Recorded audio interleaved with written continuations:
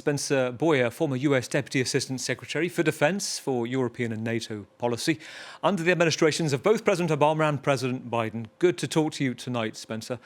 First of all, your thoughts right now, this apparent downing of a fighter jet. Previous guests put it well, that this could be a major moment in this conflict, depending on how things turn out for the pilots, but also President Trump's response and whether this signals an escalation.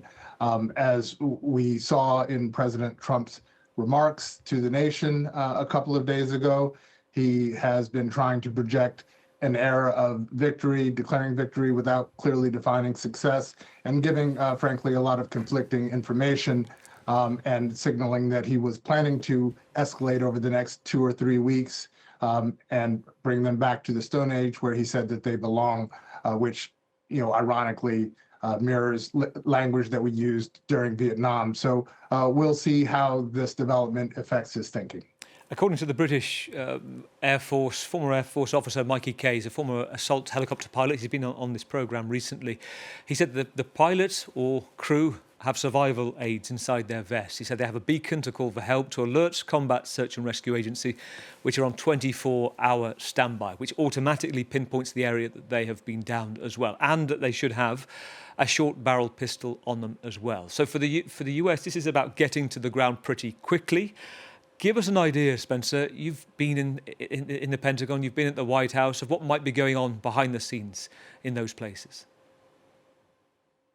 Well, certainly there is a lot of communication going on between the White House, the Department of Defense, our intelligence agencies, trying to do everything that we can to reach our service individuals who are on the ground to make sure that we get to them before the Iranians do, to certainly protect them, but also because we want to make sure that this isn't, yet another area that we're going to have to ramp up and escalate in a way that could certainly spiral into a greater conflict. Because once hostages are involved, as was noted earlier, it adds an entirely new dimension to the conflict.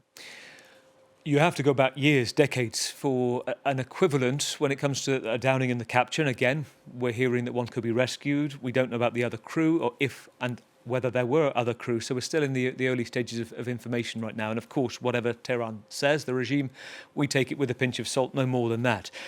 It is worth saying, I think you have to go back to the 90s, Black Hawk Down in Mogadishu or in Bosnia, when you had incidents of similar concern for the US. But I think I'm right in saying for you, under the Obama administration in Afghanistan, a separate scenario, but you dealt with a notable case of Bo Bergdahl. I remember this well. This US Army soldier captured by the Taliban 2009. Just tell us about your recollections of that time and the priority. You talked about the worrying changes of course and potential conflict, what that did for the course in Afghanistan.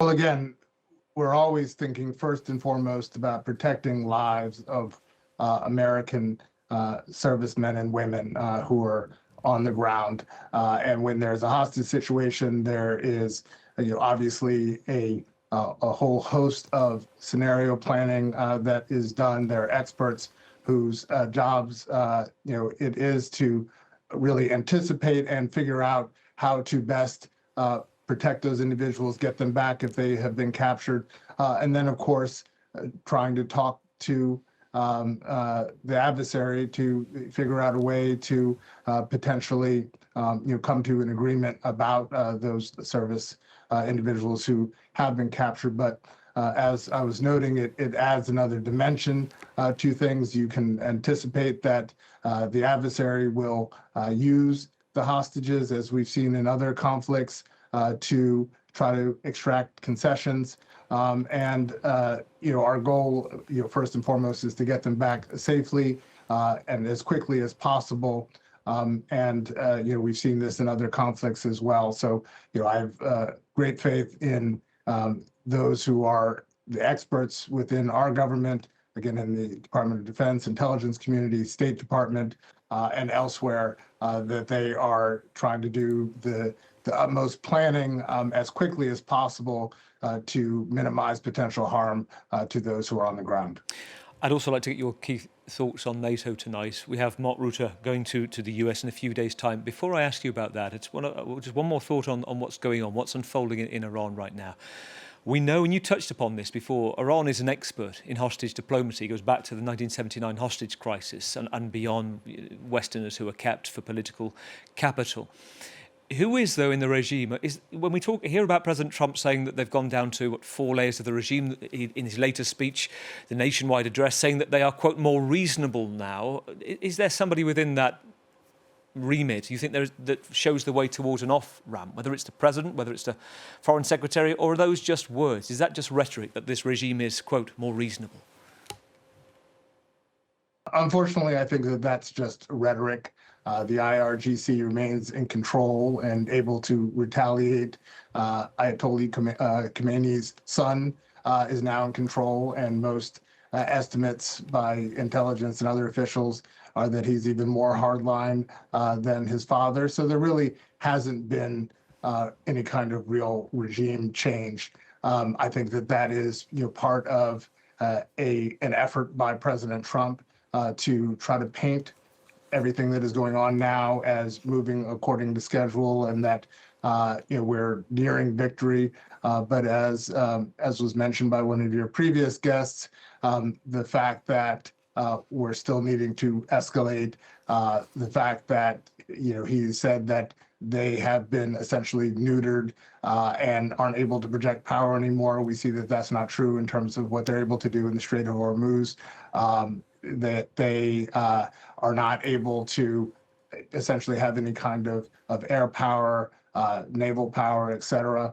Again, what they've been able to do today in terms of shooting down one of our F-15s, I think belies some of those comments. So I think that the president, is trying to certainly highlight some of the military success that we've had so far, but in terms of danger to U.S. troops, and we've had upwards of 13 who've been killed, hundreds of individuals have been injured, let alone the number of civilians who have been injured or killed within Iran. I think that to say that we're in a better place with a more amenable regime, I haven't seen the evidence of that.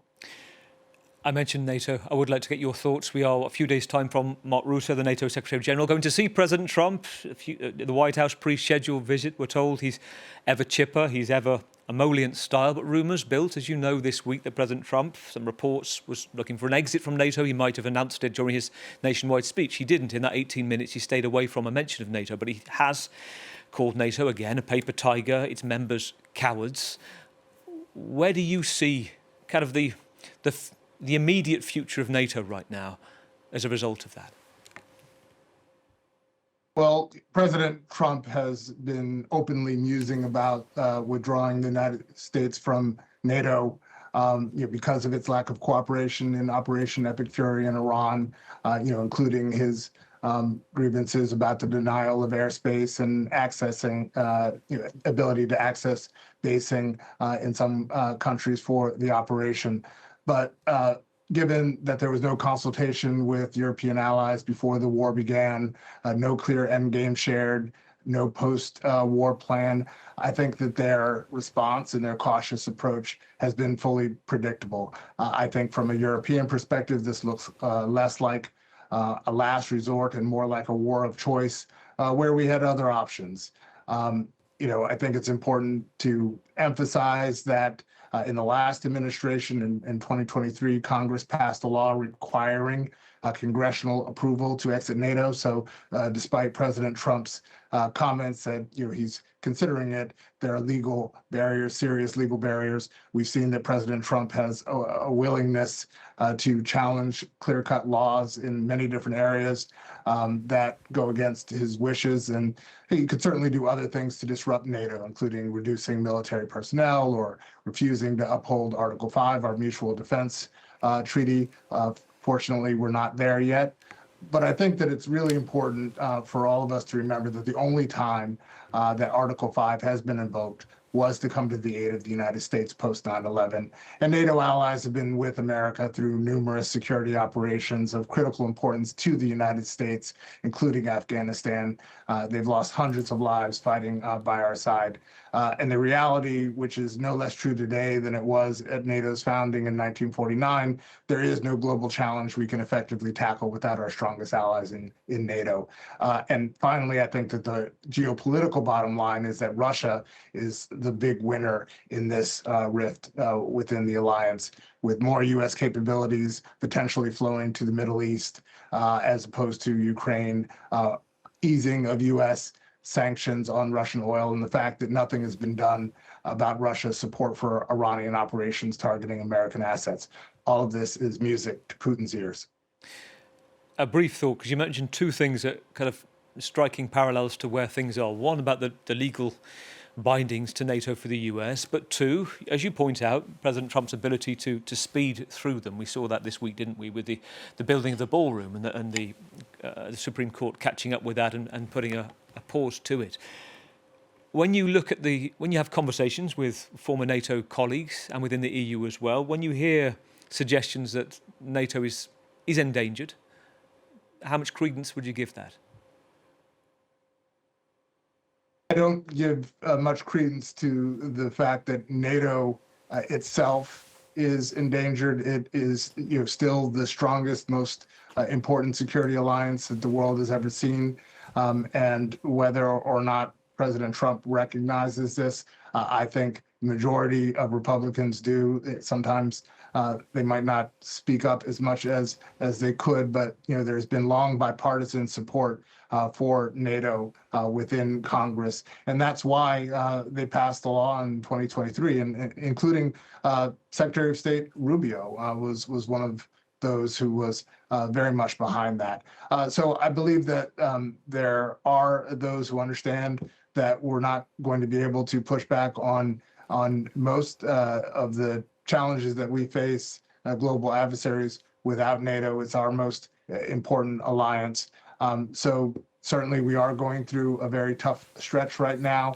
And I think that earlier this year, President Trump's aggression towards Denmark and Greenland and how that played out really hit a nerve among Europeans. But hopefully as we move forward and hopefully Secretary General Rutte will be able to ramp down some of the tension that we've seen recently. Spencer, really good to talk to you tonight. Thank you for your time.